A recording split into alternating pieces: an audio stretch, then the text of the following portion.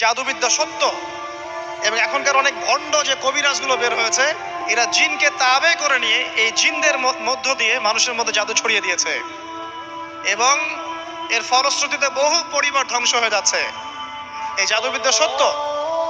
আরো একটা জিনিস সত্য, নবী সাল্লাল্লাহু আলাইহি ওয়াসাল্লাম বলেছেন ইন্না আইনাল হক, চোখের নজর সত্য। নবী করিম সাল্লাল্লাহু আলাইহি ওয়াসাল্লাম বলেছেন চোখের বদনজর সত্য। এই যে আমরা বলি ফেসবুকে এত বেশি ছবি দিয়েন না ভাই, ছবি তুলেন না, ছবি তুলেন না, বারবার যে বলি নিষেধ করি, কারণ কি জানেন? একটাই কারণ, বিকজ চোখ লাগাটা সত্য। মানুষের চোখ লাগে, এই কথা শুনলে অনেক মজুমদাররা হাসবে না? কথা বুঝতে পারেন নাই? কিন্তু এটা সত্য, কারণ নবী করিম সাল্লাল্লাহু আলাইহি ওয়াসাল্লাম যা বলেছেন সাদাকাল্লাহু ওয়া সাদাকা রাসূলুহুল কারীম, নবী যা বলেছেন, আল্লাহ যা বলেছেন চিরায়ত সত্য, এর বাইরে কোনো সত্য আছে? আচ্ছা দেখেন, আমি বললাম যে জাদুবিদ্যা সত্য। এই জাদুবিদ্যার চর্চা মানুষ করে, এখনো করে, এবং এই জাদু দিয়ে মানুষের ক্ষতি করার জন্য জিনের প্রয়োজন হয়, দুষ্ট জিন। এই জিনগুলোকে মানুষ তাবে করে মানুষের ক্ষতি করার চেষ্টা করে। দেখবেন এখন গ্রামে গঞ্জে শহরে সব জায়গায় ছড়িয়ে পড়েছে না? দেখবেন, খুব সতর্ক থাকবেন। আমি পরে সলিউশন বলছি আপনাদেরকে। আরেকটা বলেছি, নবী সাল্লাল্লাহু আলাইহি ওয়াসাল্লাম বলেছেন চোখের বদনজর এমন সত্য যে একটা উটকে এই রান্নার ডেকচির মধ্যে ঢুকাই ফেলতে পারে। একটা উট খুব সুন্দর ভালো, আপনি দেখছেন মাশাআল্লাহ বলেন নাই, নজর লেগেছে, উটটা মারা গেছে দেন, তারপর তাকে জবাই করে খেয়ে ফেলতে হয়েছে। একজন সাহাবী গোসল করছিলেন, গোসল, এটা হাদিস সহিহ। এই আলেম ওলামা যারা আছেন তারা জানেন যে এই হাদিস সহিহ। একজন সাহাবী গোসল করছেন, তার গায়ের চামড়াটা খুব সুন্দর ছিল, একদম স্কিনটা অনেক সুন্দর থাকে না এমন কিছু মানুষ? আচ্ছা, এখন আরেকজন সাহাবী এই গোসল দেখছেন দূর থেকে, দেখে বলছেন যে কি চমৎকার তার শরীরের রংটা, যেন কুমারী নারীর মতো, অনেকটা এমন একটা কথা তিনি বলেছিলেন। সাথে সাথে এই সাহাবী অজ্ঞান হয়ে পড়ে গেছে। কোন সাহাবী? যিনি গোসল করছিলেন।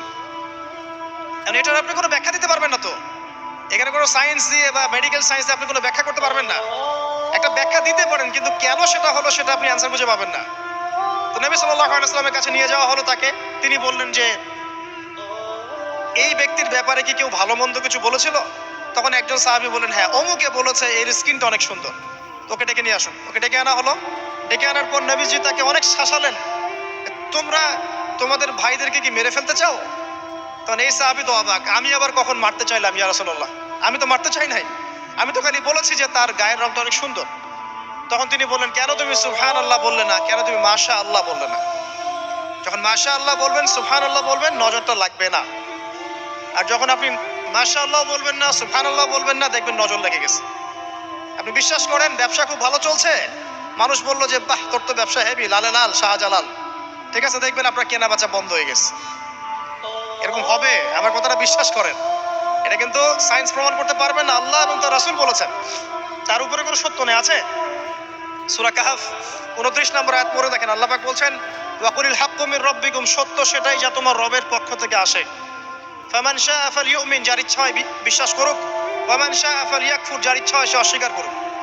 এই কারণে আমরা বলি ফেসবুকে এত বেশি ছবি দেওয়া, এই আই ওয়াশ করা, যে শো ডাউন করা, হ্যাঁ, ইসলামের কিছু কাজ করলেন একদম মানুষকে না দেখাইতে পারলে ঘুম হচ্ছে না, এগুলো বন্ধ করেন, এগুলো বন্ধ করে দেন আল্লাহর ওয়াস্তে। অফলাইনে কাজ করেন, নিজেকে গোপন করার চেষ্টা করেন। যত বেশি মানুষের কাছে নিজেকে এক্সপোজ করবেন, কাজের বরকত কমে যাবে, কাজের বরকত কমে যাবে, চোখ লাগবে, নজর লাগবে।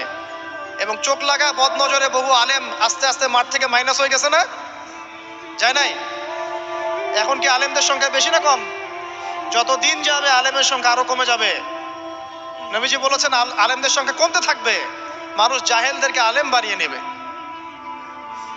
তো প্রিয় ভাইরা, জাদুবিদ্যা সত্য, চোখের বদনজর সত্য, রাতের এই অনিষ্টগুলো সত্য, রাতের বেলা অনেক ক্ষতি আছে।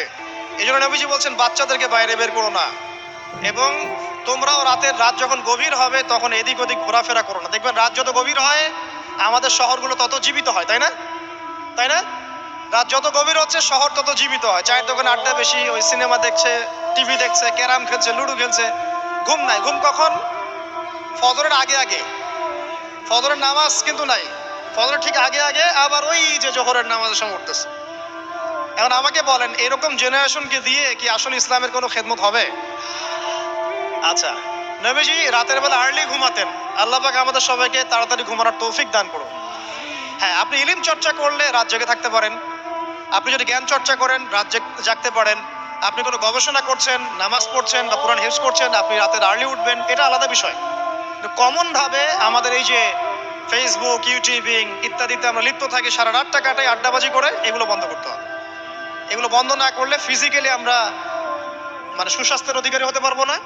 সারা দিনটা আমাদের একটা কি বলবো অলসতার ভাবে যাবে এবং দিনের বেলা কাজগুলো ব্যাহত হবে। এতে করে আমাদের উম্মার এই পুরো বড় যে তরুণ প্রজন্ম আছে, এদেরকে আপনি সম্পদে পরিণত করতে পারবেন না। তাই এই সিস্টেমটা চেঞ্জ করা দরকার। নবীজি রাতের বেলা এই সূরা বাকারার শেষ 3টা আয়াত তেলাওয়াত করতেন, আমরা করবো ইনশাআল্লাহ। ইনশাআল্লাহ।